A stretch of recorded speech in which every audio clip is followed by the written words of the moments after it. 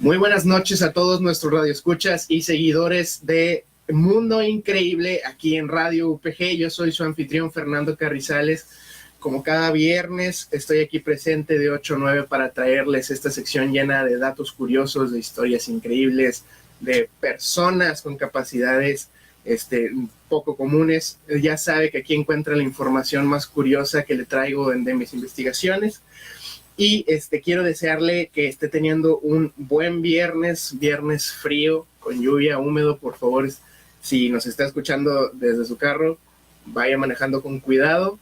Tenemos alrededor de 10 grados de temperatura, está bastante fresco, hay que ponerse una chamarra y al parecer todo este fin de semana continuará muy ameno a esa misma temperatura, pero bueno, pues a mí que me gusta el frío, como ya se lo había comentado, para mí va a estar perfecto y más que va a ser puente. Qué mejor fin de semana yo no puedo pedir. Pero bueno, le agradezco bastante que esté nuevamente escuchándonos. Le había comentado el programa anterior que quería hacer en esta emisión un especial con una temática en específico y pues así es. Le voy a traer en esta emisión historias, datos sobre curiosas y misteriosas, ya sea desapariciones o historias sorprendentes sobre aviones o barcos que se han perdido en el mar o que se han encontrado sin tripulación. Son historias de verdad increíbles, están basadas en hechos reales documentados y son datos que me encontré, pues ya sabe, buscando información para traérsela. Y vámonos comenzando con la primera. Yo investigué la historia del Mari Celeste. Esta es una embarcación que en el siglo de los 1800 tuvo un acontecimiento bastante increíble. Comenzó el 7 de noviembre de 1872. El capitán Benjamin Briggs y la tripulación del Mari Celeste, un barco mercante con un gran cargamento de alcohol, partieron del puerto de Nueva York hacia Génova, en Italia. A bordo iban 7 tripulantes seleccionados precisamente por Briggs, junto con su esposa e hija. Sin embargo, nunca llegaron a su destino. Después de partir, se sabe que el Mari Celeste luchó a través de mal tiempo, mares traicioneros y fuertes vientos durante las 2 semanas siguientes. Luego, el 25 de noviembre, el capitán llevó a cabo lo que sería la última entrada en el registro, en la bitácora que llevan precisamente los que están a cargo de los navíos. En ese momento nada estaba mal todavía con el barco. Menos de un mes después de la partida del Mari Celeste, en el 5 de diciembre, el barco británico de Igratia se encontraba a unas 400 millas al este de las Azores, cuando los miembros de la tripulación divisaron a un barco a la deriva. El capitán David Morehouse se sorprendió al descubrir que la nave no guiada era precisamente el Mari Celeste, que había partido 8 días antes y que ya debería haber llegado a su destino, Génova. Morehouse cambió el rumbo para ofrecer ayuda precisamente a una tripulación que él creía necesitaba asistencia. El capitán envió una partida de abordaje al barco. Cuando llegaron, notaron que las pertenencias de la tripulación todavía estaban en sus habitaciones.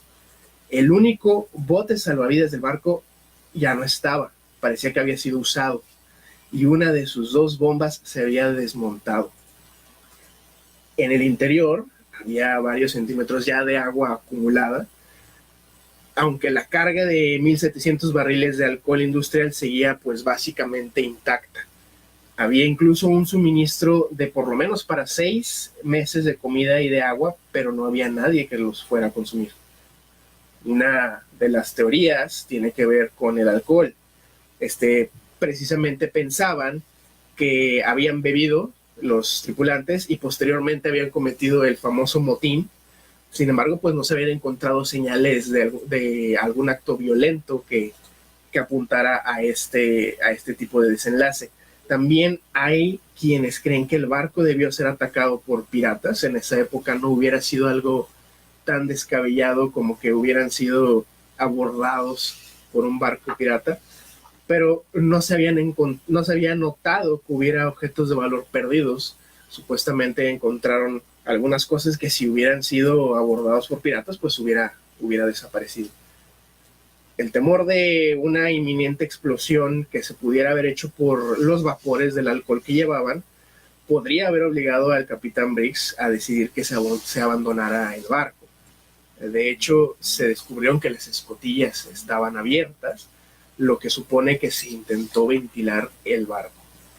El New York Times, en su ejemplar de 9 de febrero de 1913, mencionó la posibilidad de que una filtración de alcohol a través de uno de los barriles fue la fuente de que los gases pudieron haber provocado una amenaza de explosión en la bodega del Mari Celeste. Entonces hay varias teorías bastante razonables que apuntan a por qué se pudo haber abandonado este barco por parte de su tripulación.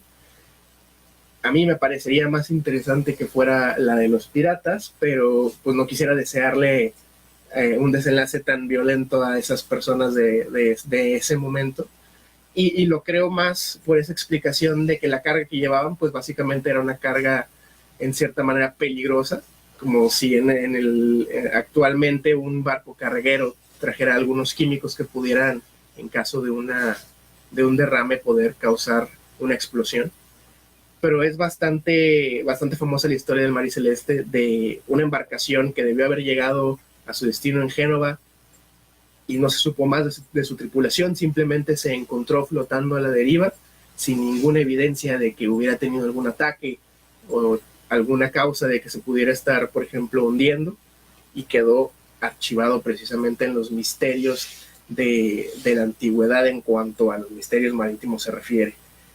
Esto es apenas el principio de las historias que le traigo sobre hechos documentados.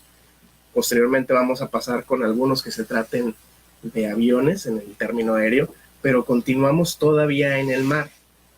Hubo una historia que se había reportado sobre un submarino V-85. Déjeme le cuento de qué se trata. Esto sí tiene un poco más de tintes pues fantasiosos, sobre todo por lo que se supone que dijo uno de los tripulantes de ese submarino. Se supone que un submarino alemán hundido durante la Primera Guerra Mundial fue hallado durante unas mediciones que se estaban tomando para pasar un cable eléctrico de los que van por el fondo del mar. El naufragado sumergible alemán V-85 ha sido hallado a menos de 100 metros de profundidad frente a la costa de Escocia por especialistas que estaban precisamente haciendo los preparativos de ese cable. Lo más curioso de este submarino no es precisamente el hallazgo, no es que se haya encontrado, sino que anteriormente resultó que el capitán de este submarino, Gunther Kretsch, dijo a los marineros británicos, ante los cuales la tripulación del submarino se rindió en 1918, que era cuando se estaba acabando la Primera Guerra Mundial, que su embarcación se había hundido debido a la presencia de un monstruo con cuernos y colmillos que se había subido a la embarcación. Por ese motivo, según Kretsch, el submarino escoró y después la criatura mordió el compartimiento donde se encontraba su cañón delantero. No es coincidencia, de hecho, que en esa área se diga que en la costa norte de Gales, hasta la bahía de Liverpool, se haya tenido avistamientos de criaturas extrañas que se pudieran relacionar con esta historia fantástica que un marinero, básicamente un ex militar, contara sobre una supuesta criatura que hubiera hundido o lastimado el submarino. Pero en realidad hay muchas historias fantásticas de encuentros curiosos, algunos hasta se puede decir como de criptozoología, que ocurrieron durante guerras pasadas. Eso puede ser otra cosa que podemos checar para una emisión futura, pero por ahora esto se ve como una historia no tan conocida, pero sí de un tema ya muy famoso como lo es los monstruos marinos. No hablamos, por ejemplo, ahora del monstruo del lago Ness, porque eso es algo ya muy conocido, no es algo que se tenga muy documentado y con muchas evidencias, pero pues es un tema que se relaciona bastante. Pero por ahora nos vamos a pasar del mar al aire.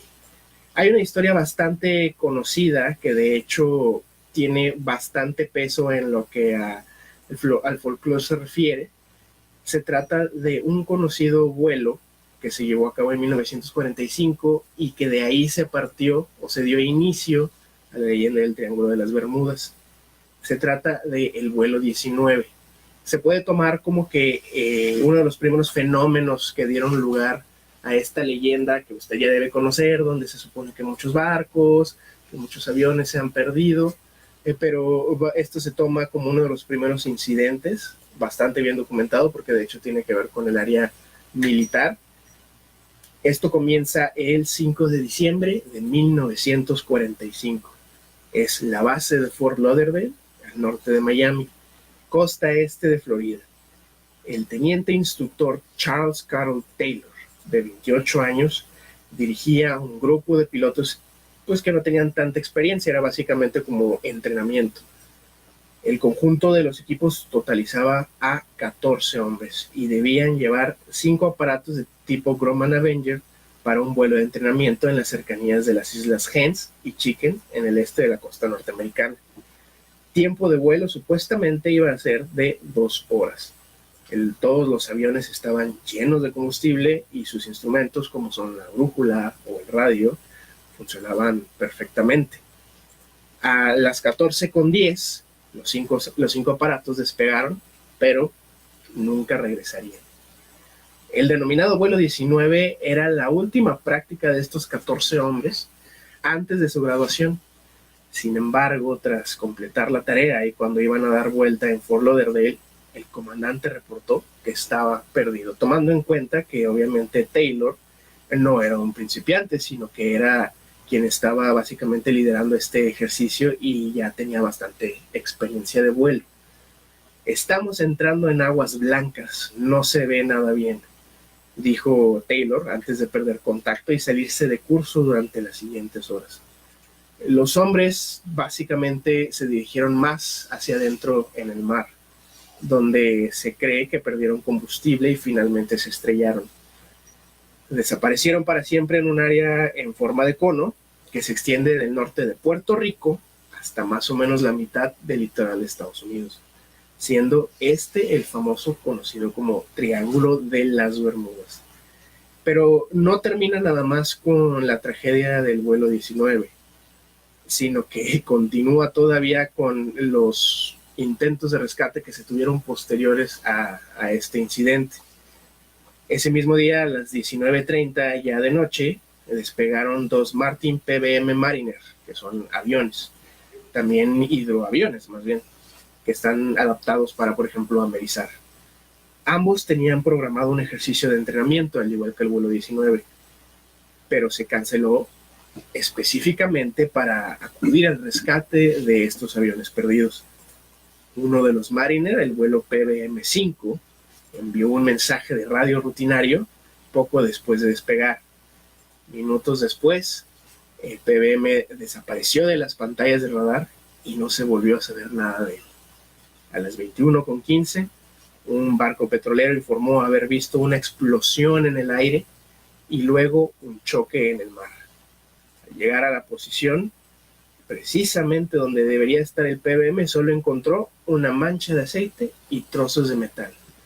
Entonces, no fue únicamente el incidente del vuelo 19, sino que inmediatamente después hubo otro incidente donde la nave que se tenía como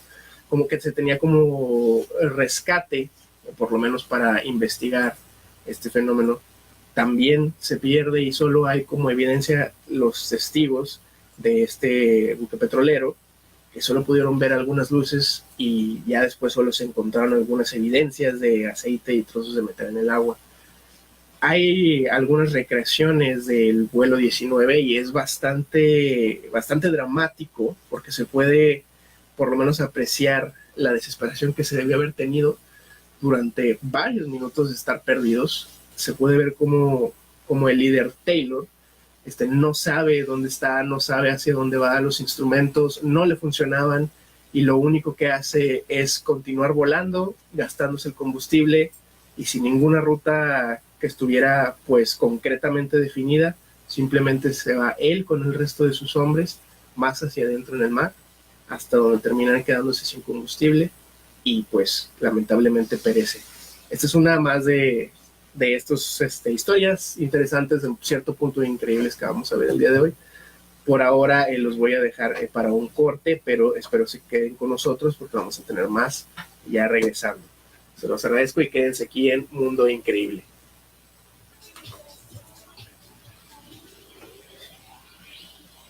Para los que se quedan con nosotros en Facebook, espero les estén gustando estas historias que les traigo. Son de verdad relacionadas en cuanto al tema, que a mí me parece bastante interesante todo lo que se trata en cuanto a cosas bien documentadas, pero pero que tienen su tinte fantástico, misterioso y hasta cierto punto peligroso. Hay muchas historias, sobre todo las que se tratan de fenómenos en el mar, bastantes situaciones que se les da pues un toque de folclore con lo de los monstruos marinos, con que si había ovnis, con que si les pasó algo estilo un portal dimensional, pero ya rayando más en lo fantástico. Si uno se va a las historias que están documentadas por los militares, o por lo menos por el control aéreo, pues es algo que se puede disfrutar más porque tienes por lo menos la certeza de que algo pasó y no nada más es un cuento. Por mi parte, yo le quiero agradecer a la Universidad Pedro de Gante por una emisión más de Mundo Increíble, por facilitar este espacio. Y claro, yo les quiero recomendar que se metan a la página de www.upg.mx para que puedan ver la oferta educativa que tiene la Universidad Pedro de Gante para ustedes. Si estás queriendo continuar tus estudios después de haberte graduado, puedes ver la oferta educativa que tiene para ti, y de verdad que les puedo decir que aquí las instalaciones están perfectas para que puedan seguir con sus planes de vida en la Universidad Pedro de Gante. Espero que estén teniendo un viernes pues bastante ameno, que tengan sus planes para este puente, que no vamos a regresar a las labores sino hasta el martes.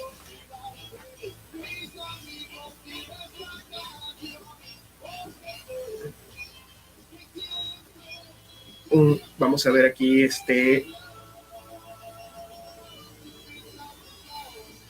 vamos a ver nuestra transmisión de Facebook Live. Si quieren dejarnos por ahí un comentario, un like, si quiere, como les digo en nuestras emisiones, si quiere darnos alguna sugerencia de los temas que podemos hablar aquí en Mundo Increíble, no lo deje pasar.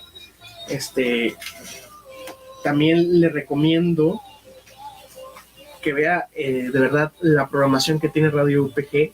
Yo tengo de verdad bastante curiosidad de poderme echar todos los programas que tenemos aquí, sobre todo el anterior que Santos Ortiz tiene sobre online, y espero que le esté gustando por lo menos el de Mundo Increíble, porque apenas vamos arrancando, y si se da la oportunidad de evolucionar con más temas, pues espero que nos siga acompañando.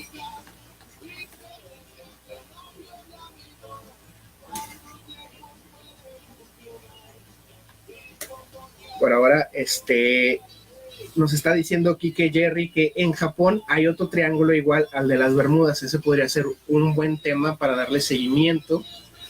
Se sabe que hay bastantes áreas distintas en el mundo que tienen pues fenómenos que de alguna manera son parecidos, y no me sorprendería que en Japón hubiera alguna zona.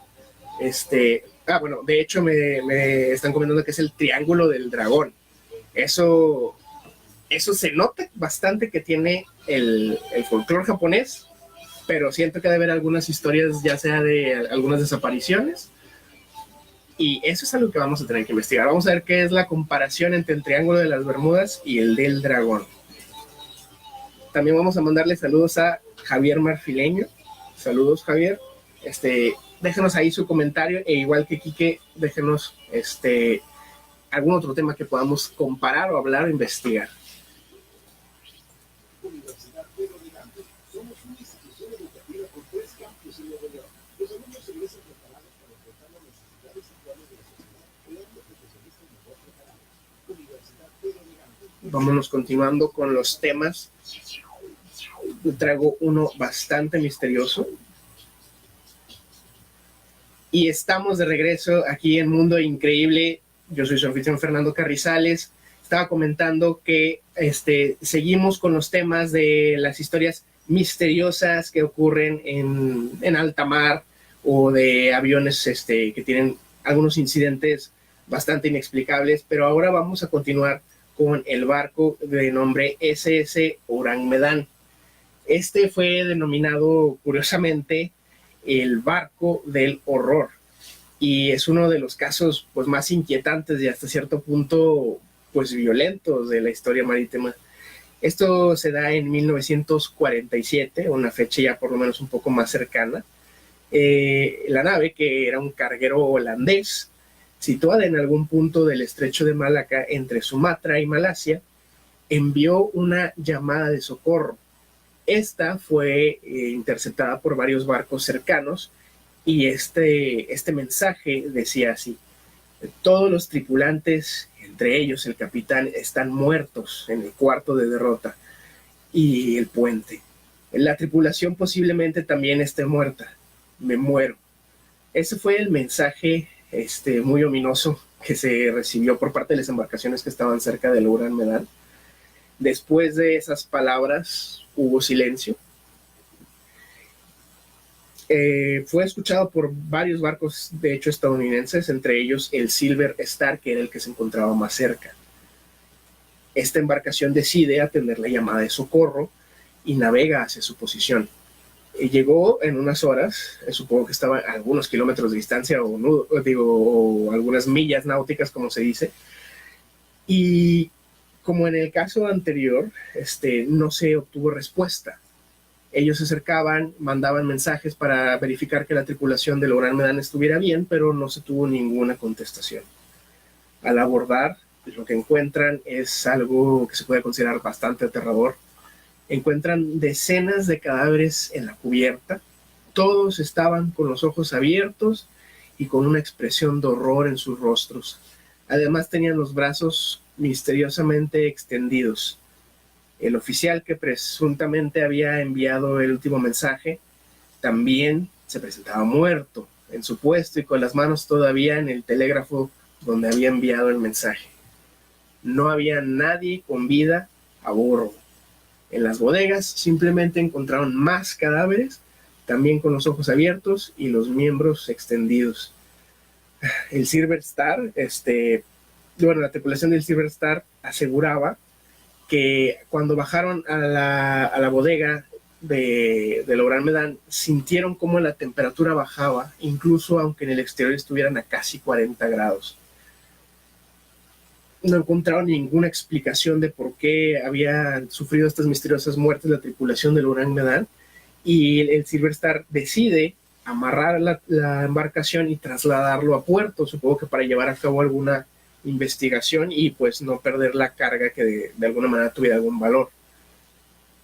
Se dan cuenta de que el barco está teniendo un tipo de incendio, porque pueden ver el humo como sale de la embarcación, y prefieren mejor soltarlo, y al poco tiempo explota y se hunde en el océano. Yo creo que esto pudo haber sido de cierta manera parecido a la primera historia del Mari Celeste, de que de alguna manera hubo algún accidente, algún incidente que pudiera causar una contaminación, algo nocivo que pudiera haber acabado con las vidas de estas personas. No hay una explicación que se me venga a la mente de por qué pudieran haber muerto todos básicamente en la misma posición, con los ojos abiertos, con los brazos extendidos.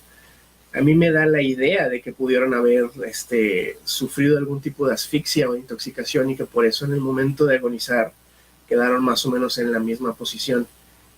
Hay una foto, me parece, no estoy completamente seguro de que sea de ese incidente, pero hay una foto donde precisamente se ve un cuerpo en esa posición, y es algo de verdad macabro. Yo creo que esto podría inspirar algunas historias de terror que se pudiera basar en este incidente, donde alguna persona se sube a un barco que encuentran básicamente abandonado, y encontrar así a personas todas muertas, pues es algo que pareciera sacado de una película.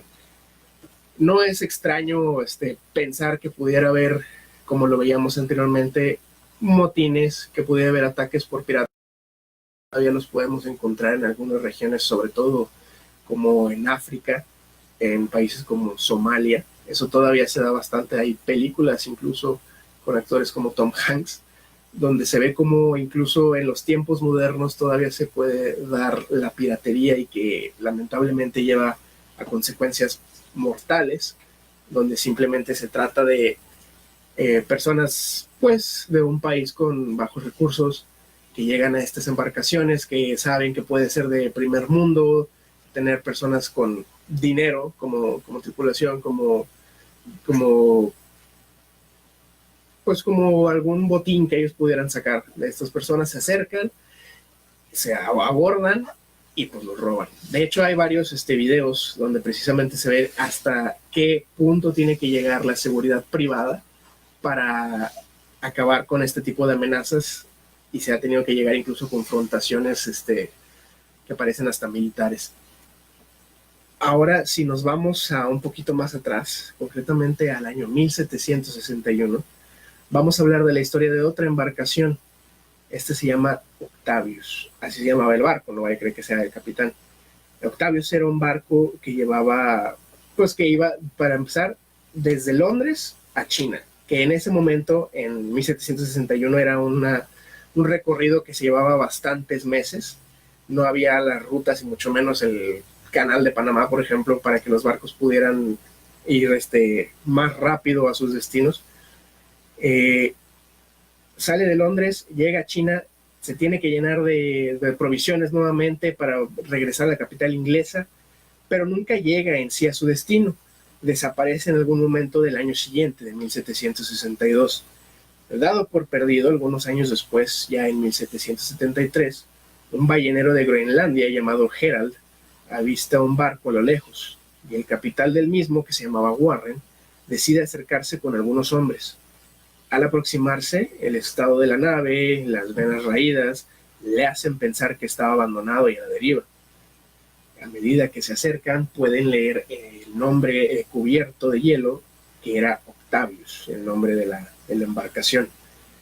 En los camarotes, como algunas historias de las anteriores, encuentran a las personas ya fallecidas, en este caso congeladas. 28 cadáveres, todos en su cama. El hielo los conservaba igualito como si se hubieran muerto en ese mismo momento. Al llegar al camarote del capitán, la escena es algo parecida, pero en este caso se encontraba sentado frente a su escritorio con los brazos cruzados. En la cama, bajo una chaqueta, había un bulto que tristemente se revelaría era un niño con un muñeco de trapo. También en la cama se encontraba una mujer recostada, con los ojos abiertos, mirando hacia un hombre que se encontraba misteriosamente con una piedra, al parecer tratando de hacer fuego. También se encontraban restos de serrín en el suelo. Los marineros que acompañaban al capitán le pidieron huir de la embarcación porque, pues, con la superstición de los marineros pensaban que había alguna maldición que había caído sobre esa embarcación, y no los culpo.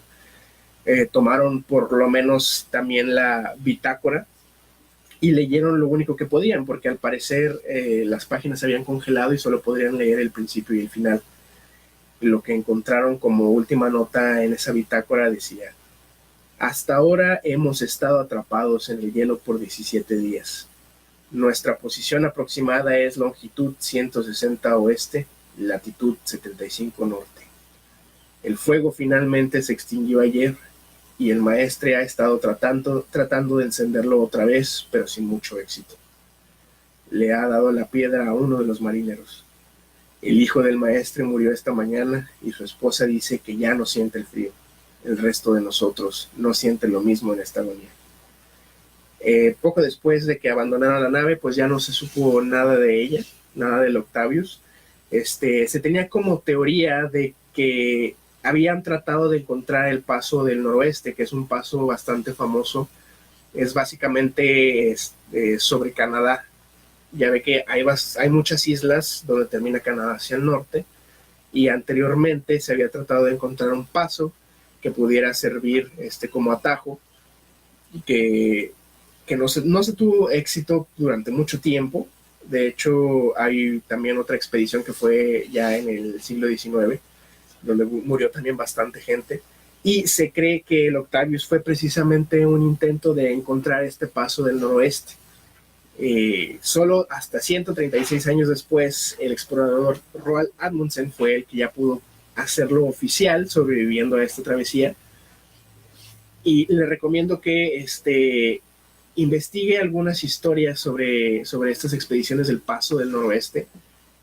Busque un video de un documental que se trata precisamente de una de las expediciones del siglo XIX y va a ver que se va a encontrar con una historia bastante trágica, con muchas muertes, sobre todo por falta de comida, por congelarse. Pero la historia de Roald Amundsen es una que a mí me gustó bastante. Él no pereció en esa travesía, sino en otra. De hecho, él también fue uno de los primeros que alcanzó el llegar al Polo Sur, y él lo hizo más rápido que otros exploradores por todo lo que tuvo que aprender para poder sobrevivir en el paso del noroeste. Entonces, la historia del Octavius es una que, al igual que la de Ourang Medan, pues es algo que tiene misterio, tiene verdad por cómo fue documentada, pero al mismo tiempo es algo que nos recuerda que en los tiempos pasados, si tú te ibas a una expedición, aunque fuera de negocios como para importar algunas especies o algunos otros productos, podrías no regresar jamás. Aparte de que se llevaban meses enteros en el mar y tenían que sobrevivir con solo algunas provisiones y eran víctimas de enfermedades como el escorbuto, los motines o como ya habíamos mencionado, los piratas. Era algo de verdad extremo participar en el comercio marítimo o simplemente en la exploración. Y pues por lo menos ahora, si queremos llegar a otro lado, pues nada más tomamos un avión. Todavía existen las rutas mercantes de los cargueros, pero pues ya no tienen tanto riesgo como se tenía anteriormente. La historia de Octavius, le puedo decir que es mi favorita en cuanto a las que hemos discutido y las que discutiremos el día de hoy, porque aparte de que es más antigua incluso que el Ourang Medan, yo creo que es más terrorífico o más tétrico encontrar personas fallecidas en un estado que pareciera como si estuvieran dormidas cuando sucede en una temperatura muy baja. Hay algo que también quisiera investigar para las próximas emisiones, que son de los cuerpos que se pueden encontrar hoy en día en el Monte Everest. Así es, hay decenas y decenas de cuerpos en el Monte Everest que son de los escaladores, ya sea actuales o de décadas atrás, que pues ahí quedan, ahí pierden la vida, y pues como no es tan viable, tan factible recolectar sus cuerpos, simplemente se van acumulando y pues gracias a las bajas temperaturas se quedan básicamente preservados. Es un tema que podemos tratar más adelante, pero esto sí tiene bastante relación con cómo fue la experiencia de la tripulación que encontró el Octavius, cómo simplemente pudieron tener una vista al pasado y ver cómo fueron los últimos momentos de estas personas que por las bajas temperaturas básicamente quedaron petrificados en sus camarotes, y cómo pudieron ver una historia que se podía... No se necesitaba ser detective para ver cómo estuvieron los últimos momentos del capitán, del maestre, de su esposa y lamentablemente de su hijo. Es algo que quedaría bastante de qué escribir si es que fuera un tema para sacar alguna novela, y algo que se tomaría como una verdadera advertencia para las personas que quisieran incursionar en esas travesías, ya sea por algún motivo comercial o simplemente de exploración. Por ahora vamos nuevamente a un corte. Le vamos a traer todavía algunas más historias de este especial que le traigo sobre desapariciones, ya sea en barcos, a través de aviones. Y así que no se despegue de Mundo Increíble, porque le voy a traer la historia de alguien ya conocido, que es Amelia Earhart. Así que si quiere escucharla, quédese con nosotros, ya volvemos.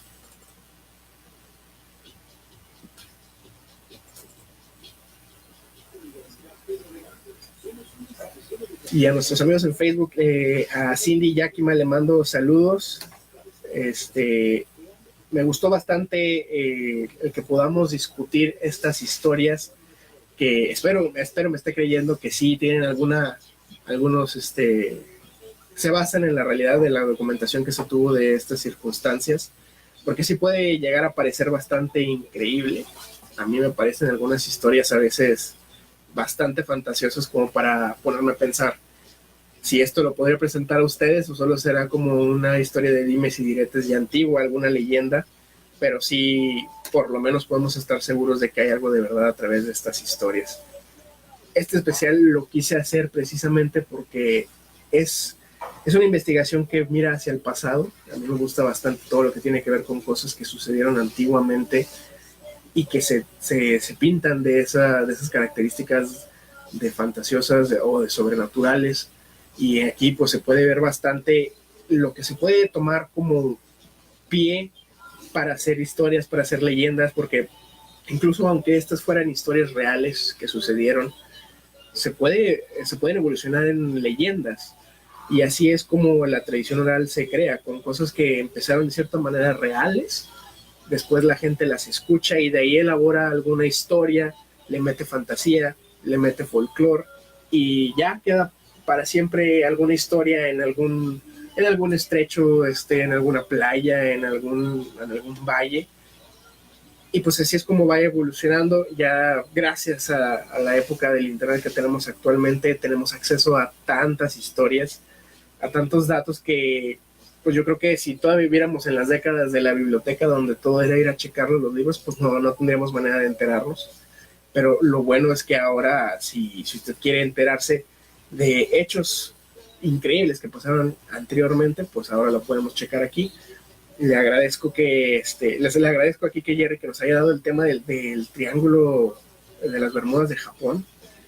Él le comentaba que era el triángulo del dragón y es algo que vamos a checar en la siguiente emisión, porque a mí lo que me da curiosidad es ver cuál es la diferencia en lo que haya pasado en ese triángulo contra el triángulo más conocido, que es el de las Bermudas, saber si tiene historias igual de increíbles, si ha tenido sucesos igual de trágicos, si se trata de algo parecido en cuanto a la naturaleza de lo que puede ser, porque ya ve que hay muchas teorías de que puede ser un portal interdimensional. He escuchado algunas teorías de que puede ser burbujas de gas que salen del mar y esto causa que los aviones y los buques o los barcos tengan problemas o lleguen incluso a estrellarse y hundirse.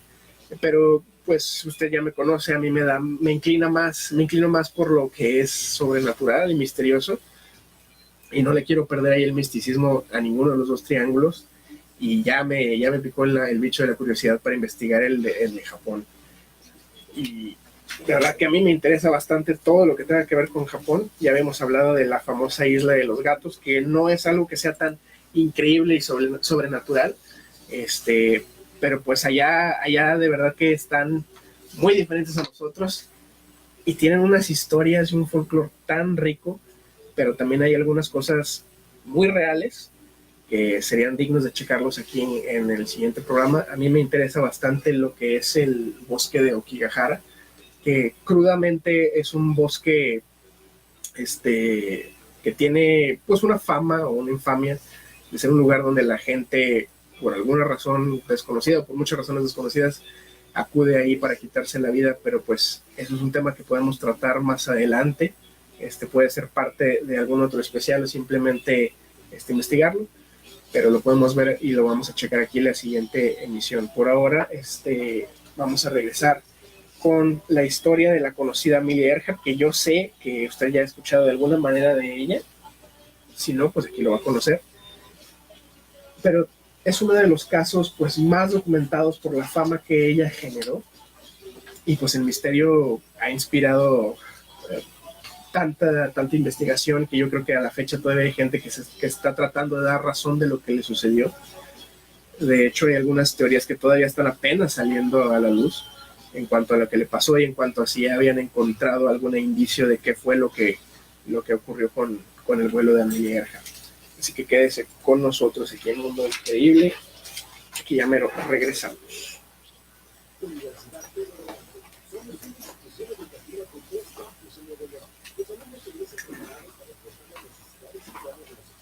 Recuerde que este fin de semana va a ser frío, así que no vaya a salir a la calle destapado porque ya pasaron la época de la gripe y vamos con la alergia todavía.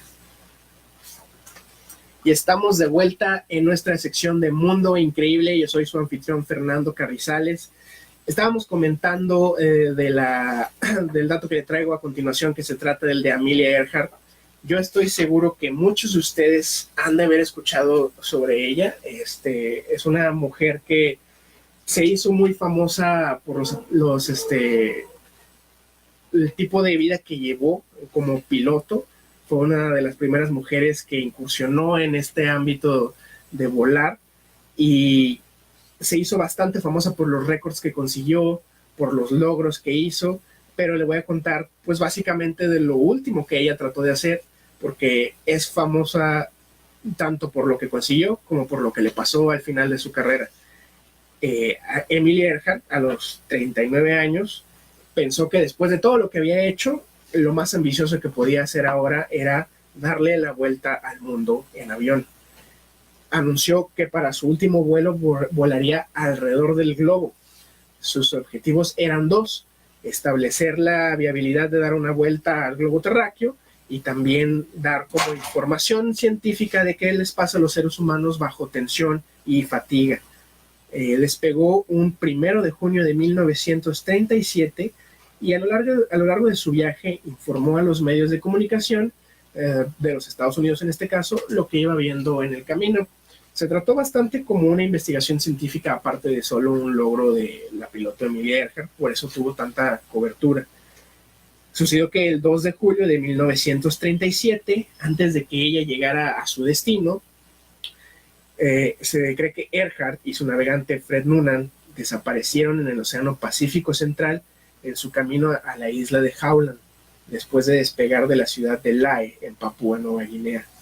Se inició una búsqueda bastante caótica, donde incluso participaron muchos civiles. Le comento por la fama que ella tenía, ella era bastante querida por todo lo que había logrado y más porque pues en ese entonces que fuera una mujer y hubiera hecho todo lo que hizo, pues básicamente le convirtió en una estrella. Pero pues no se supo en realidad nada más de ella, no se tuvo ningún cuerpo, no se encontró un avión destrozado, y la muerte de Earhart dio origen a bastantes teorías de conspiración sobre su desaparición que todavía están dando mucho de qué hablar. Hay una, por ejemplo, en la década de los 60, una teoría que se hizo popular fue presentada por un periodista que creía que los japoneses habían capturado a Earhart y a Noonan y los llevaron a Saipán, básicamente como prisioneros, supongo que estilo prisioneros políticos, pero pues esto sigue siendo una teoría. Ya llevaba un tiempo que se había acabado la Segunda Guerra Mundial, así que no le veo mucho por ese lado de que se tratara de algún atentado militar o estilo político, pero es solo una de las teorías que se dio. En 1961 se informó que el FBI confirmó una pista. Habían conseguido una parte metálica que serviría como un estuche de un mapa. Fue recuperado en Niku Maroro, un atolón a 420 millas al sureste de la isla de Howland. Los expertos en el momento supusieron que podría haber aterrizado Amelia Earhart y Noonan en un arrecife, pero como las temperaturas eran muy altas y el agua dulce pues no era algo que estuviera disponible, la supervivencia hubiera sido pues básicamente imposible. O sea que si lo hubiera hecho, pues como quiera hubiera terminado en un desenlace pues fatal. No hay en sí algo muy concluyente sobre qué le pasó a la famosísima Amelia Earhart.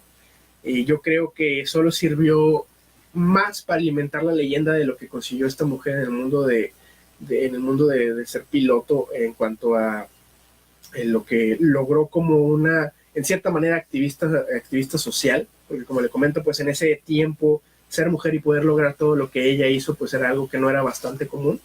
Espero que haya de verdad inspirado a bastantes mujeres de su época, que yo sé que lo hizo. Pero a mí me parece que la desaparición tuvo más un efecto de leyenda que se le dio a Amelia Earhart. Estoy seguro que hay más y más teorías que se pudieron dar de qué fue lo que le sucedió, y estoy seguro de que algunas tienen algún tinte como del Triángulo de las Bermudas, que se trate de algún fenómeno paranormal o sobrenatural. Pero yo me inclino honestamente, y aunque yo mismo me decepcione de irme por lo más mundano, a que simplemente tuvo alguna falla mecánica, algún error humano que se pudiera dar por parte de ella o por parte de Noonan, que básicamente o simplemente solo causando que se estrellaran en alguna parte del océano. Lamentablemente no es un final que se esperaría de alguien tan valiente como Amelia Earhart, pero por lo menos le pasaría igual que a los artistas, que cuando fallecen de alguna manera trágica, pues por lo menos alimentan la fama y la leyenda que se crea alrededor de ellas. Y en este caso, pues es de alguien muy positivo, como lo fue ella para las generaciones que convivieron con ella y las futuras. Por ahora, esta es la última historia que yo le traigo en este especial que se tuvo de desapariciones, de barcos fantasmas, barcos abandonados, accidentes aéreos inexplicables. Espero que le haya gustado. Después podemos traer algún otro especial que se trate de un tema en específico. No siempre va a tener que ser algo pues relacionado con lo trágico que es encontrar cadáveres congelados en alguna embarcación abandonada. Puede ser sobre algún tema de fenómenos naturales que tengan alguna explicación, pero que sean lo suficientemente increíbles como para tenerlos aquí en nuestra sección, que bien se ganó su nombre de Mundo Increíble. Y espero que nos escuche y nos vea la próxima semana.